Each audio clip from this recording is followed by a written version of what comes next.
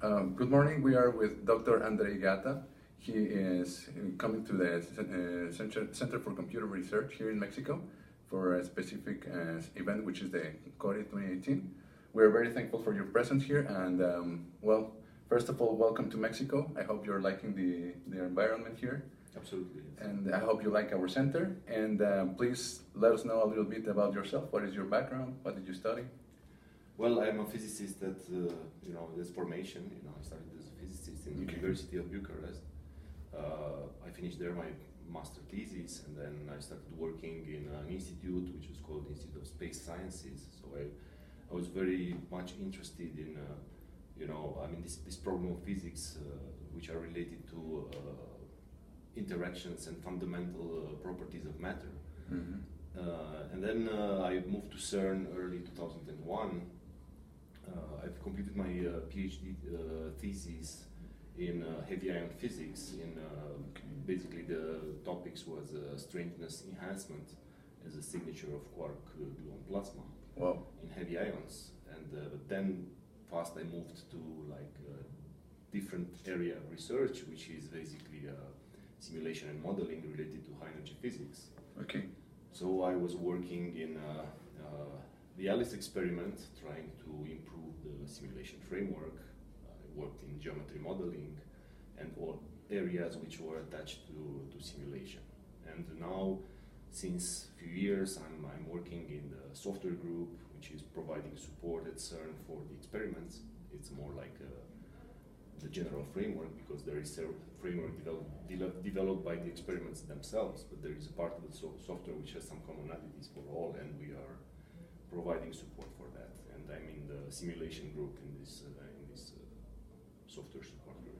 So it's quite a shift from the very basic science to more applied.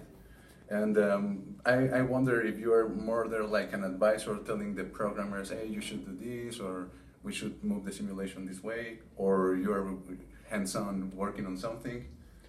I'm actually a developer, Wow. As formation, so I really am a developer of algorithms. But then I moved to developing frameworks, because it was important for physicists to be able to have their framework, to have some modularity, because I worked also in data analysis a lot.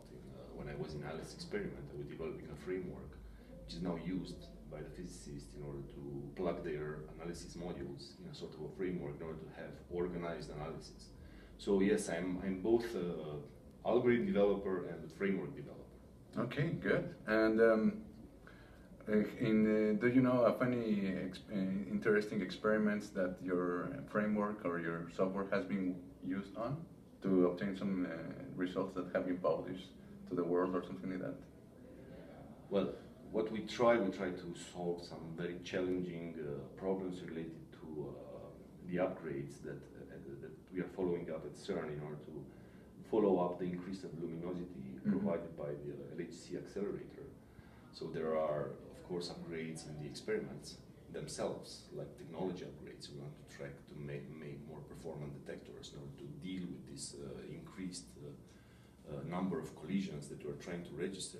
But we are also having challenges in matching the software performance to these new data-taking challenges. Mm-hmm. So in this sense, what we do, we are trying to really improve our code base and providing an HPC-like approach to use new features from technology, like the vectorization, SIMD vectorization, like using accelerators and things like this. So yes, we have a lot of research in this area. We have started new projects which are now at the level of R&D, but we are hoping to finalize some real project that will benefit all the high energy physics community.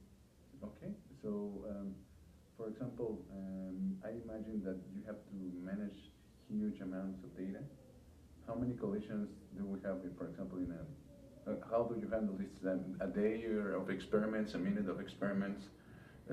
How do you handle the packages of information?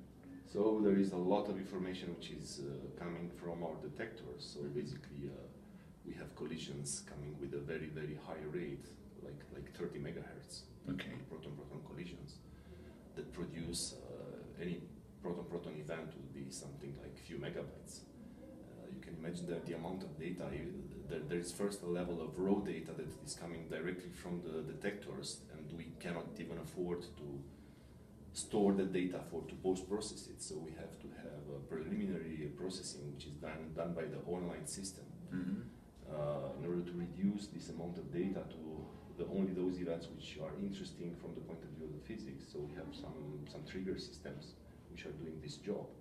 And then the data has to be reconstructed, in the sense that we are getting a lot of signals from the detector that we have to correlate, to reconstruct the initial interaction event which happens in the center of the detector. Okay. And then there is a huge data challenge, because all this data has to be processed in a distributed manner. So basically all the reconstructed data goes in a distributed computing environment, which is all over the world. And basically we have an enormous computation power which is dedicated to analyzing all this data. It's super interesting. For trying to more concrete in my side, I would be asking you questions all the afternoon. But for the students that are studying their master's degree or their PhDs, who would like to try to make an incursion into probably work at CERN, it's a dream of many. Do you think there is a pathway? It's something they should learn in specific, or they should be more applied to understanding some physics, to acquire some physics background? They can stay as developers or as computer scientists. What would you advise? Of course, the domain that we are studying at CERN is quite specific. So, of course, in some sense, it would help to have some knowledge in physics, but it's not necessarily that. I mean, we have very complex problems that can be decomposed to smaller problems, and these problems can be approached by computer scientists, by physicists, by engineers, and so on. So CERN is like an environment which is very can be approached by many people in many areas of science, and we are actually encouraging participation in several of our research areas. Like, for instance, in computing, we have a lot of a problem. I just give you an example, which I put in my presentation. It's something a problem that we are having in reconstruction. It's a sort of a typical connecting dots problem, because our detectors produce like point light signals from which we need to reconstruct tracks, and we need really to find better algorithms that we are using today, based possibly on machine learning, in order to connect correctly those dots into the track and to be able to reconstruct the original information. So we are sending around to everybody these kind of challenges in the form of master classes, specific problems which are advertised on CERN sites. We are making summer schools for computing, where students from all over the world can participate, not only from member states. So I think that there are several opportunities for young Mexican postgraduate students to participate in these activities. Is that information like openly available in the website of the CERN? Absolutely. I try to give links in my presentation to this kind of information. Okay, sounds very exciting. If anyone of our viewers is interested, you can go directly into the CERN website. Do you have? Do you want to give your personal data to get contacted by some specific area of studies, or? Absolutely. So I'm Andrei Gheata. So you just look me up. It's andrei.gheata@cern.ch, and you can ask me questions. I can send you some useful links, or put you in contact with areas or people who are working in your domains of interest. Okay. Thank you very much, and it was a pleasure to have you here. And also, we would like to keep in touch with you and make a lot more connections for the center. It was a pleasure for me being here. I discovered a very amazing place that I didn't know it exists. So for me, it was really interesting,